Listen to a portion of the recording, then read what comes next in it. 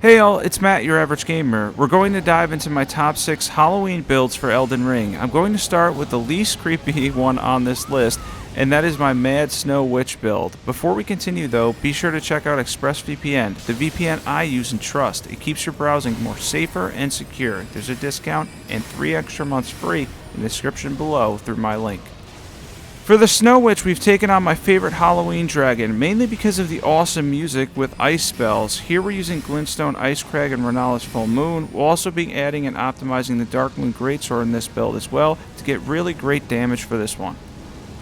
This is an easy one to use, and it is, believe it or not, my first true Snow Witch build for Elden Ring. Fortisax here also made the thumbnail due to his eerie music vibe and Death Lightning. I think this ends up being a no-hit, but he's usually not too tough. You can keep hitting him in the head, you can easily avoid his attacks, and frequently go behind him for more damage. All of the footage, as always, is on New Game Plus 7. We'll be keeping it mostly spoiler-free, aside from this boss and some things with Fia's questline, leaving the late game bosses out of this one, so let's enjoy the ride through these awesome builds and keep Elden Ring fun all the way up until DLC. So if that's something you're looking forward to, if you like list videos, a lot of people lately have been telling me my videos are right to the point and they really enjoy that. Definitely be sure to hit that subscribe button. We're going to be covering Elden Ring like crazy, doing a ton of list videos and the like, and then obviously we're going to be covering DLC a ton too, and I cannot wait for Elden Ring DLC. It's going to be a ton of fun. Here I've optimized the Dark Moon Greatsword to fit as a combination build on my Snow Witch. This is an obvious weapon choice, although I did consider Death's Poker as well due to frost damage. Here the combination of Glintstone Ice Crag and the Dark Moon Greatsword is excellent. Yeah, even on New Game Plus 7, no matter what scaling you're on, mages are truly easy mode. As you can see, we can get a lot of damage with the Dark Moon Greatsword, a good amount of damage out of Glintstone Ice Crag, which is also obviously boosted by the Snow Witch hat and everything as well. It's just a really powerful combination to be able to use this as a mage, and once again, as I mentioned and continue to mention, mages are incredibly easy to use. And now we're going to be getting to equipment for our Snow Witch build and setup. Here we have the Carrion Regal Scepter and Dark Moon Greatsword, preferably plus 10, any seal will do. We have the Snow Witch set on with the Spellblade gloves. For our talismans, we have the Ritual Swords Talisman, Magic Scorpion Charm, Shard of Alexander, Dragon Crest Great Shield Talisman. We have the Faith tier for buffs, Magic tier. Let's get into stats for this one. For stats, and I did turn it into the Mad Witch build because we are using Kalashiburi and Golden Vow to get in some faith buffs as well. We're using Glintstone Ice Crag and Renala's Full Moon. We hit 70 intelligence for a good amount of magic damage, and then everything else is pretty well rounded. Went for 50 vigor on this character for a solid Snow Witch build. At number 5, we have the classic Grim Reaper build, but we changed him to the Armored Grim Reaper to give him 51 poise and some good defense. I take on 2 bosses here, but wanted to include the Pumpkin boss for Halloween purposes. This build focuses on Bleed from the Scythe, the Grave Scythe, and Blood Flame Blade, along with an offhand lifesteal ability that you can use in PvP or against NPC invaders. It's a really convenient kind of side thing that you can do, and it fits the overall theme to the Grim Reaper. Obviously, we have the giant Grave Scythe as well. And now here we're going to show it up against an NPC invader. We're going to be using the lifesteal ability, and then obviously this is going to fit the Grim Reaper theme in general. The Grave Scythe has near colossal AR, by the way, and has great damage. It's solid against bosses as well as NPC enemies and regular enemies too.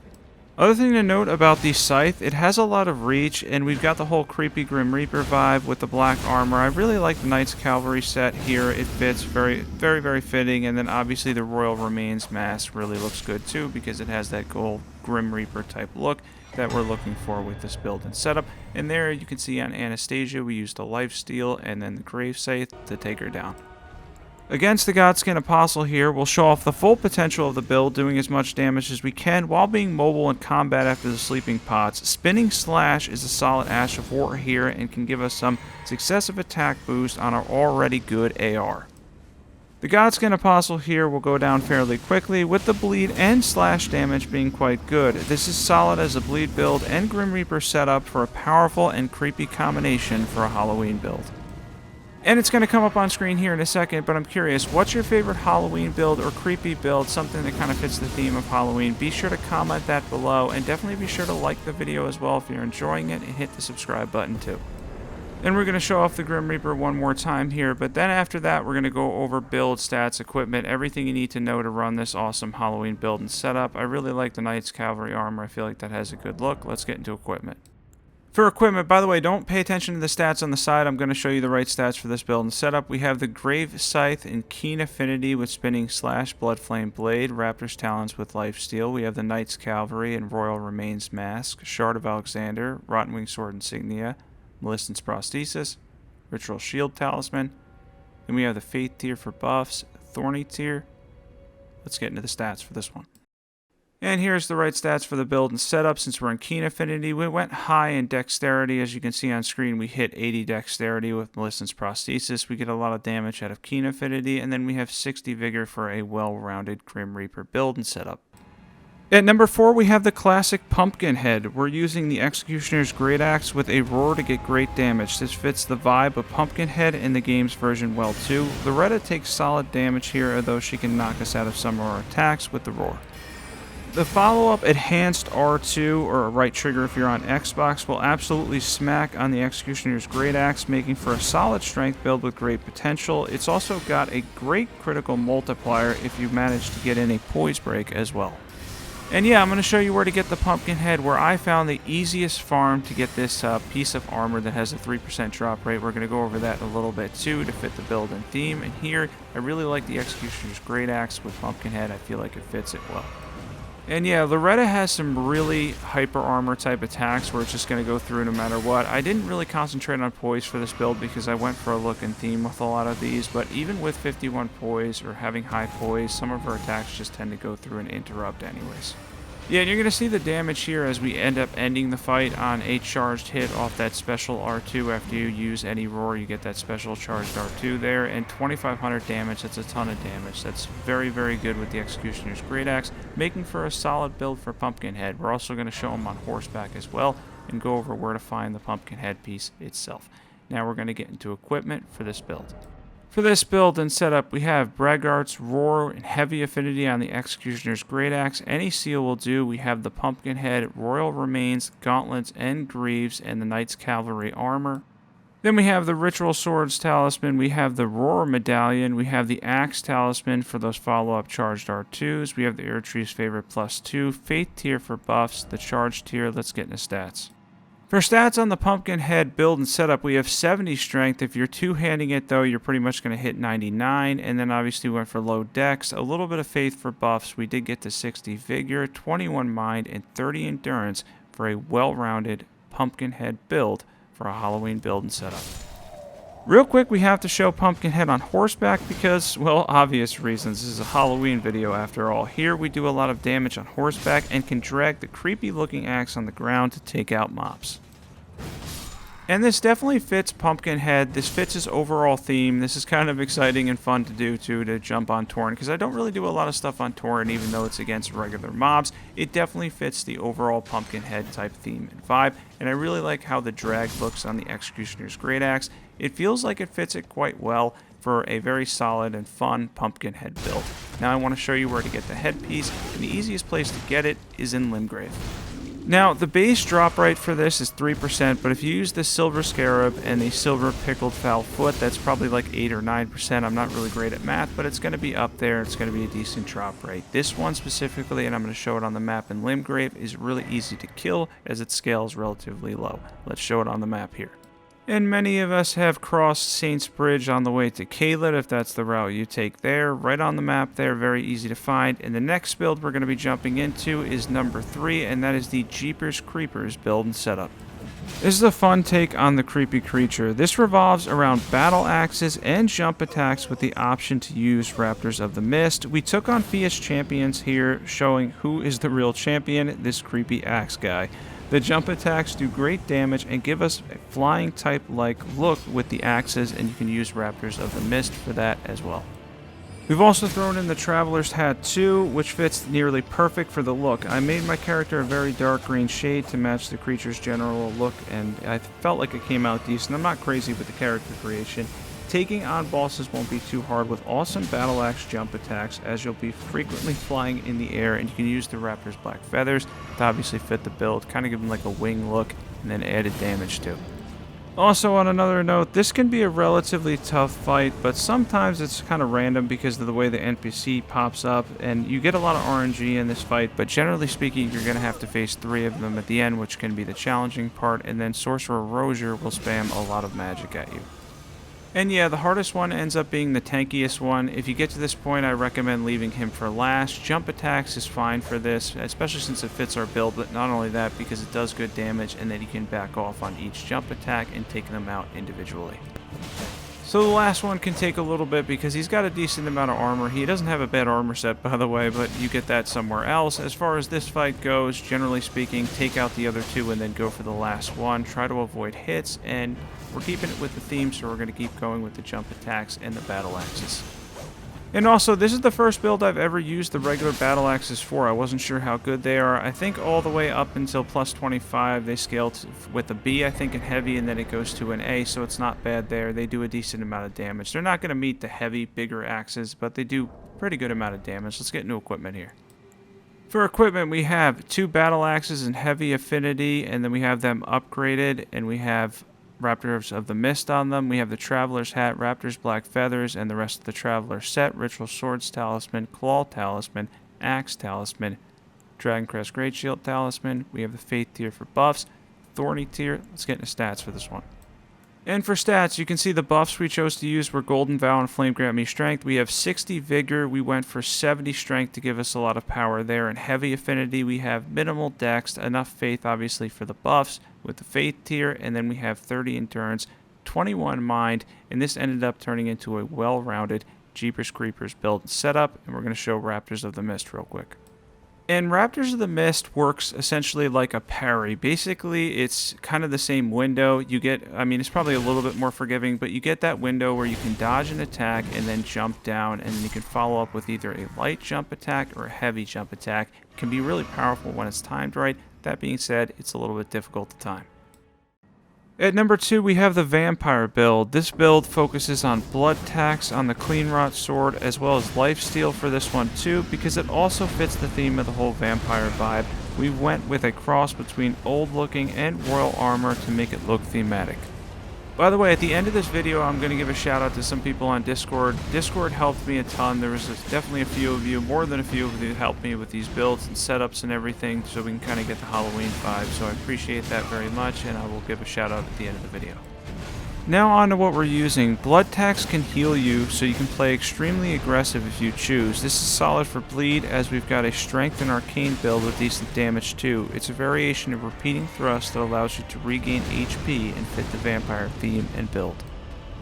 For this one, we took on Godefroy, who is a variation essentially of Godric, his phase 1. I think actually he has the phase 2 slam in there. And this is a fun fight, which I chose to be aggressive, as you can see here, because we can gain back HP with Blood Tax. This is definitely worth trying if you want a little extra HP gain and a vampire type theme and setup for Elden Ring, because you're constantly gaining back HP while doing blood damage. It's very thematic as far as the vampire build itself, and it works for a well-rounded solid build around blood tax. Yeah, this is definitely a cool one that I liked. By the way, don't forget, since I mentioned it earlier in the video, but anybody that's using the timestamps, to comment below on your favorite creepy build or your favorite Halloween type build that you like for Elden Ring. Be sure to comment below, and definitely like the video as well if you're enjoying it. Yeah, I definitely want to hear as much as possible about what you guys are using in terms of Halloween setups. Now we're going to show an NPC invader here in lifesteal. And this also fits the vampire theme because we're using lifesteal, and the animation itself definitely works really well too. And then I threw in claws kind of as a backup just to have them so that we can use lifesteal for them, and we can also get a lot of damage out of the claws themselves as well, because claws can really shred themselves too in terms of like bleed damage and all of that as well. So we're able to get a lifesteal in there and then a good amount of bleed damage from Bloodhound's claws, and we're running currently a strength and arcane build. Keep in mind, Bloodhound's claws scale well with strength. For this, we have the Clean Rot Knight sword in blood affinity with blood tax, Bloodhound's claws in blood affinity as well, and then we have Hoslow's set on mixed with Alberich's robe. And you can use the Dragon Communion Seal with Swarm of Flies too. That's also good for this. Dragon Crest Great Shield Talisman, Millicent's Prosthesis, Rotten Wing Sword Insignia, Lord of Blood's Exaltation, the Faith, the Thorny tier. Let's get into stats. Real quick, we went for blood affinity, so we didn't end up using Blood Flame Blade, but we used Golden Vow and Flame Grant Me Strength for our buffs. We have 60 Vigor, 45 Strength. That gets to even more of that when we're two-handing it, and then we have 45 Arcane as well for a well-rounded setup for a vampire build around blood tax. At number 1, we have my favorite on this list, and that is Scarecrow. This is based on the Batman version with a cross between an actual Scarecrow as a backup build. First and foremost, we have Sleeping Pots as well as Poison Mist to add to the theme. We've got a Scythe again here with Swords Dance to mix it up, as the comic version wields farming equipment from time to time, a little bit different from the movie version of Scarecrow. This combination makes for a powerful and creepy Scarecrow build, with the add of Sleeping Pots, obviously, as well as the poison to mimic what he actually uses. I really like Sword Dance on the Scythe, by the way. Even though it's a bigger weapon, don't forget, I mentioned this earlier in the video, it has near Colossal AR. It's really powerful. I went for Heavy Affinity, tried it in Heavy Affinity for this one, and with Sword Dance, it does a lot of damage. And you're going to see as he phases here, we're going to end up using Sleeping Pots again, because that would be Scarecrow's style after all. And I think the Poison Mist looks really cool too, that's why I used that, although Poison in Elden Ring is the best thing in the world. And then, like a real Scarecrow, I used the Claws as a backup, because the Claws with Blood Flame Blade could be an excellent backup and complement to the Grave Scythe with Swords Dance. You can see here we took down the Godskin Noble fairly easily between the Claws and the Grave Scythe. And yeah, with the page hood here, and then we have the Aristocrat chest piece, and then I think we have the Greaves on as well, and for the gauntlets, essentially, I think we're just using the bandits, but you can probably throw in anything there to give them kind of a casual vibe too. Let's get into equipment. And for equipment, we have the Heavy Grave Scythe with Swords Dance, we have Bloodhound's Claws and Heavy Affinity with Blood Flame Blade. I went over the armor already, and then I just threw in the Dragon Communion Seal, even though we don't have a lot of Arcane because it's lightweight, it's weightless essentially. Rotten Wing Sword Insignia, Millicent's Prosthesis, Lord of Blood's Exaltation. Then I actually changed this. I wanted to show that I had the wrong thing equipped here, but I was going for Dragon Crest or the Ritual Shield's Talisman, and then the Faith tier and Thorny tier with the Sleeping Pots. Let's get into stats for this build and setup. Yeah, the Sleeping Pots were definitely a nice addition. I felt like that really fit well, and then the Poison Mist just looks really cool for the whole build and vibe. And now for stats here, we are strength focused because I went for Heavy Affinity, and we have 60 Vigor as well. And we were using Poison Mist, Blood Flame Blade, Flame Grant Me Strength, and Golden Vow. And for the rest of our build, we have 30 Endurance, 21 Mind. This is a well-rounded and solid build for a Scarecrow setup. I really like the way this one turned out. This is definitely my favorite on the list, and that's why I left it for number 1. Thanks for watching this one, and a special thanks to Red, Din7, Melody, Caustic, and more on Discord for help with the ideas. I really like the Halloween builds and setups for Elden Ring. Next up, we may do the top 20 spells and incantations with builds, so be sure to comment if you want to see that one. Definitely be sure to sub if you want to see more awesome Elden Ring content. We're going to be covering list videos and things like that, all kinds of good Elden Ring content. And of course, as always, have a great week and happy Halloween.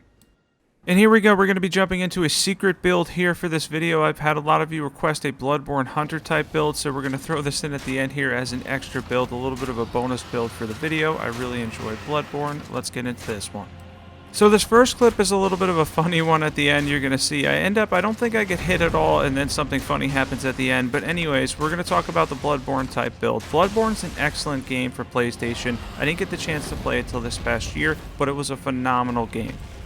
Now, for Bloodborne, and I played it recently this past year, beat it a few times, and I really did enjoy myself throughout the entire game. I thought it was a fantastic game. It was so smooth. It's right behind Elden Ring for me, probably tied with Dark Souls 3. Now, for our Bloodborne Hunter build for Elden Ring here, we're using the Vulgar Militia Saw, and then we have the crossbow in our offhand. Now we have the Traveler's hat on, we have the Militia pants, and the Aristocrat coat on as well. And then for the gloves, we ended up going with the Perfumer gloves. I felt like they fit pretty well. And it gave me a Bloodborne type feel for Elden Ring. I really like running this. I felt like the Militia Saw was definitely one that's really obvious because it can mimic some of the weapons and stuff in Bloodborne and has that kind of insane reach for a saw. And then on top of that, the crossbow in the offhand to kind of mimic the ability that you get to kind of shoot different things, guns and whatnot in Bloodborne. That's really cool. And for the bolts, we have the blood bolts on because it mixes well with the malicious saw, because we can continue to proc bleed and do bleed damage on top of our regular damage to kind of give us a good blood build on top of the Bloodborne Hunter build. Now, this type of build does demand a little bit more from you. It's going to ask from you to basically not spam Ashes of War, which I do in a lot of my builds because that's where a lot of the damage comes from, right? And some of the Ashes of War in the game are the coolest looking things in Elden Ring. Now, for this build, it's a little bit different. We're using charge attacks with the Malicious Saw, regular hits, and then mixing in the crossbow. Now, for the actual weapon itself, the crossbow, I think, does around 60 bleed per bolt, and then on the weapon itself, since we did occult scaling for the malicious saw, I believe it has 112, which is pretty good too. So the combination can definitely give you the bleed build-up and the blood procs. And it makes for a nice hunter setup too, because I haven't done a lot in terms of crossbows. It was kind of fun to use the crossbow since I rarely ever use those types of weapons in Elden Ring. And then the malicious saw is something I haven't really built around either, so it was nice being able to throw that in too. If you guys want to see more other Souls game inspired builds, let me know. I'm curious because I would definitely be willing to do that. So if you're hanging around all the way up until this, definitely be sure to hit the subscribe button and comment below if you want to see any more Souls or Bloodborne type builds in Elden Ring. If you're looking forward to that, if that's something you want to see, definitely be sure to comment. And now we're going to show off the build one more time after that funny ending there. I believe I ended up getting a no-hit and then died at the end because I got a little greedy and then couldn't get away. Anyways, here we're going to go and two-hand the malicious saw because then we're going to show that we're going to be using Bloodhound Step, which will kind of mimic the sidestepping of Bloodborne. You're going to see me after the dodges counter-attacking a lot because that's the style of play we're going to go for. I am two-handing the malicious saw, which will give us a little bit of extra damage, although we are in a cult, so we're not going to get too much from the strength stat there. And then as far as the attacks go, we're getting the bleed build up here, as you can see too. And when you go back, you can then pull out the crossbow. Now for the weapon itself, I don't mind the malicious saw. There's other ones you can use, Giz's wheel, a couple of the other ones that could definitely fit that theme that you're looking for. And then the offhand, you can go with the jar cannon, the crossbow, anything you want to throw in there that could basically shoot projectiles.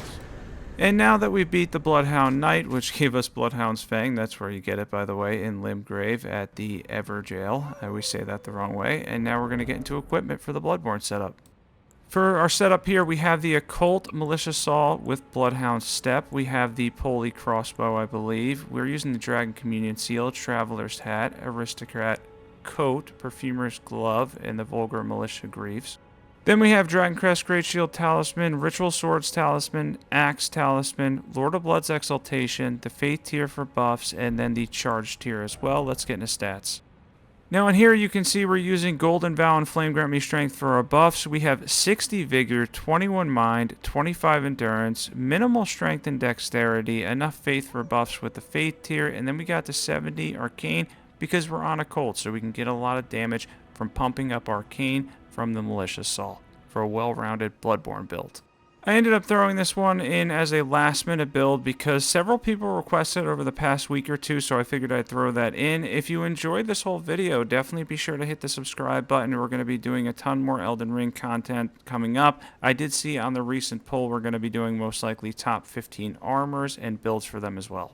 Glad you guys stayed with me for this extra build on top of the other 6 builds that we did. Hope you enjoyed them all. Have a wonderful day and happy Halloween.